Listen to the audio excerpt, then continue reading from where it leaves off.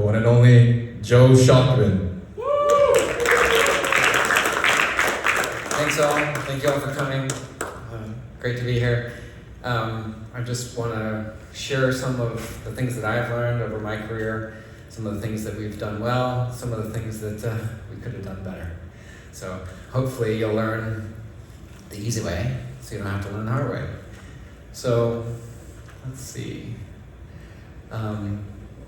In my deployments, I see a staggering amount of waste. A lot of the people who do the thing are not connected to the people who plan doing the thing.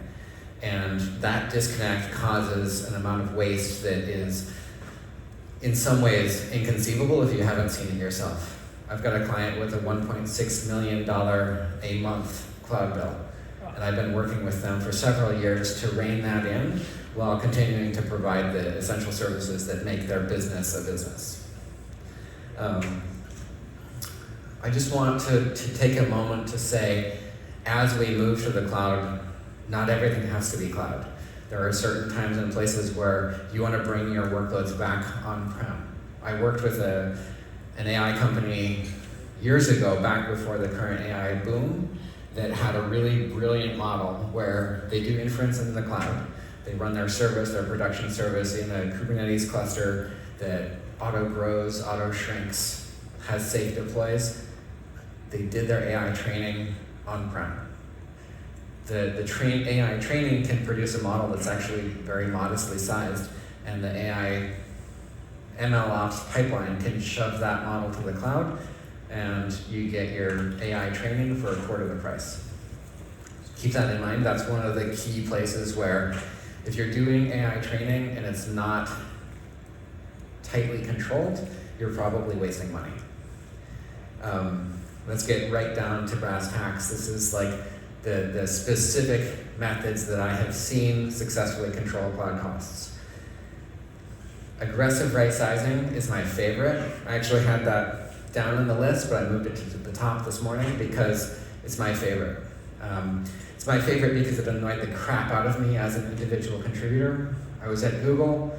We had Borg jobs. Borg is like the grandfather of Kubernetes. Any engineer can go take their code and stand up a service. We had quota. We had the ability to make our services resilient. And Google decided to control their internal deployment costs, and they would go into each job and they would say, are you the right size? And of course it's not, because I, the engineer, want my service to stay up, so I over-provision it. They come back in, they check my utilization, they bump it right back down to the exact amount that it needs. It screws up my service, I have an outage, I then have to go back and say, yes, but you measured not at the peak. I then bump it back up to functioning at the peak, but now in the meantime, Google has saved 50% of their compute costs by right-sizing just below enough and making the engineers figure out exactly what's enough. So you all can do that as well. My favorite method for right-sizing is to just SSH into the machine and check 2 commands, uptime and free. If your load average looks like mine, you can cut the size of that VM in half or more. If it's a single digit, you can cut it in half safely. There are cases where you want to be careful with that, because if you do this as aggressively as I'm suggesting, you will cause an outage. Hopefully it will be brief, but I had a philosophy professor who used to say, you never know where the line is until you cross it. I encourage you to be aggressive enough to cross that line, but step right back over it once you do. The other mistake that I've seen people make is just straight up lift and shift. I've got a service that's running on-prem on a VM. I take it, I put it in the cloud, in a VM, it works. It's not the right way to do it. The correct way to do it is to allow your service to scale up and down as your traffic goes up and down. Normally, if you're hosting a customer-facing service, you'll have this like sine wave that follows the sun. People are awake, they're using your service, they go to bed, nobody touches it. If you have a perfectly globally distributed service in all languages, you're going to have 24 of those sine waves that average out to a straight line, but you don't. And so you're going to have a peak and you're going to have a trough. Autoscaling allows you to pay only what you need. Everyone knows about autoscaling. I'll move on. One of the things that people who have initially moved to the cloud don't necessarily think of is reservations and savings plans. If you tell your cloud provider, this is my base utilization, this is what I'll always spend, this is what I'll always use, they're going to give you a hell of a discount. It can be up to 75%. People here know about savings plans. If you don't have a savings plan, review your cloud costs, aggressively right size, and then make your savings plan. Because if you do it in the reverse order, your savings plan is going to cover a bunch of resources that you're not actually using. The other example is hybrid. The AI company that I mentioned previously had cloud for all the things that cloud is great at, and on-prem for things that don't need it.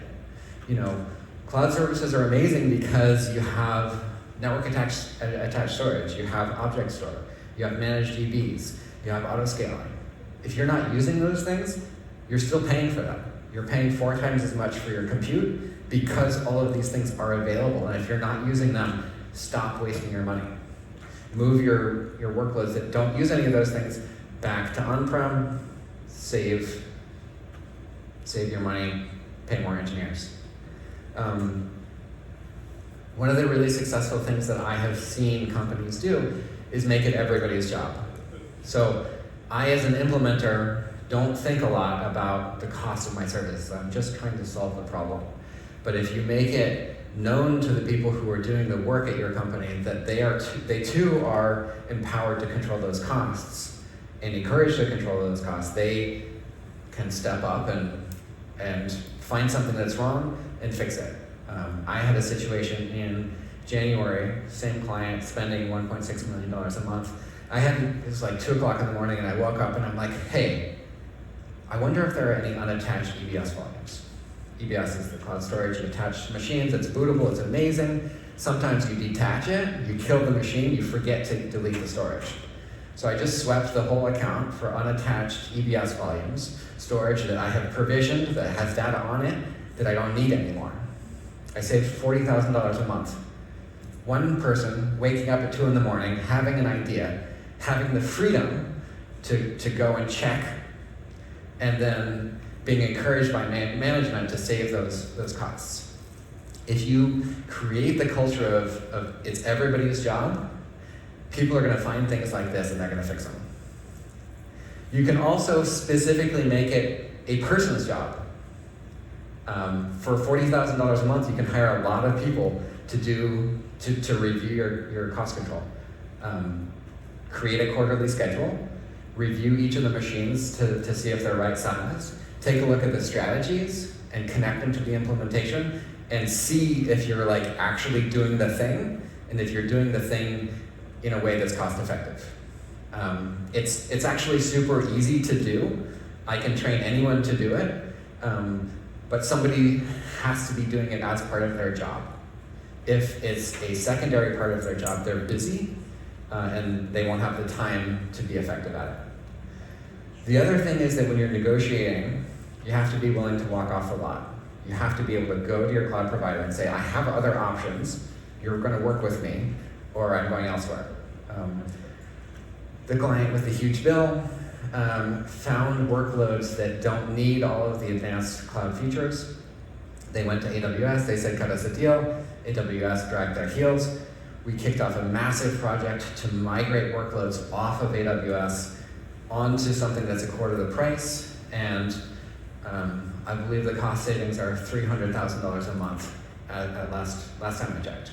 So we never would have got there with simple negotiation. We had to get there with, taking our bat and ball and going home. Or, if you're buying a used car, the most effective tool that you can use to adjust the price is walk off the lot. If you're going to make hybrid cloud function, you're going to have a lot of tooling to automate running your infrastructure. empower your DevOps engineers to use these tools so that they can solve the problems of the engineer and the engineering leadership in the way that is most effective and requires the least amount of toil. So, Ansible. If you don't have a configuration manager, get one. If you don't have infrastructure as code controlling your infrastructure, get it. If you're in a situation where your SOC 2 compliance requires that you have a DR plan, disaster recovery plan, and you have infrastructure as code, your disaster recovery plan could be Terraform plan, Terraform apply. That's it. You're done. If you don't have infrastructure as code, you are screwed. Kubernetes is a mechanism by which you can create the sort of infrastructure around jobs to be able to offer your developers the ability to stand up their jobs without a lot of overhead. They don't need to SSH into a machine, they don't need to know what load balancers are, they write their code, it runs in a Docker container, it ships to this cluster that runs the job, that handles load balancing, that handles safe deploys, that handles auto-scaling. Great tool. Slurm is a tool that people use for AI workloads. You can basically create the ML ops infrastructure and remove the manual management from a lot of these tasks. There's a wide range of skills in implementing these tactics. You don't need everything to get started. You just have to decide to get started and start. I can train people to do this from day one. In fact, I have an apprentice program where the first thing I do gets to how do you check the load on the server. After a day of training an apprentice, they are ready to hop into your infrastructure and start right-sizing it. This is a good sign because if you're not doing it, the people who are going to start doing it don't have to know a lot to get started.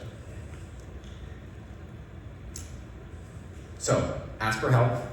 We'll help you get started. We'll help you take your cost controls to the next step. I assure you, there are things that every single person in this room can do to lower their cloud costs.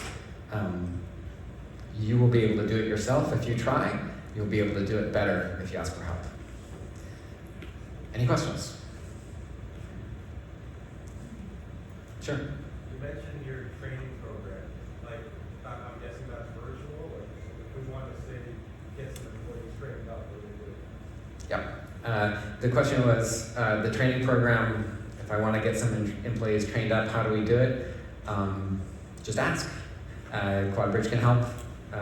We have. We can help people at all different levels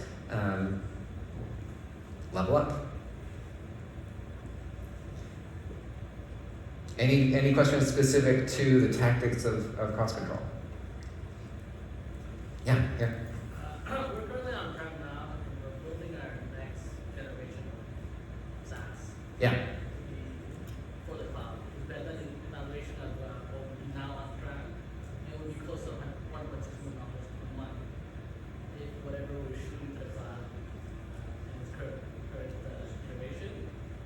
So, should we start by implementing these things as we're developing our next generation of our SaaS now, and these years, we kind of let it run, then we right-size it, and then so on and so forth. So the question was, moving from on-prem to the cloud, should we start implementing these things from the beginning? Yes. Your life will be a lot easier if these policies are in place from the beginning, because people will be used to it, right? If you have a culture of right-sizing from day one, it's not a surprise. If you begin with infrastructure as code, it's not a big lift to add to it. So 100%. I would say you need good CI/CD, you need good auto-scaling. So code release, reliability, scalability, cost control, security, I'll just talk to you personally. we can make a plan that's specific to your use case. Great. Well, that's it. Thanks everyone for coming.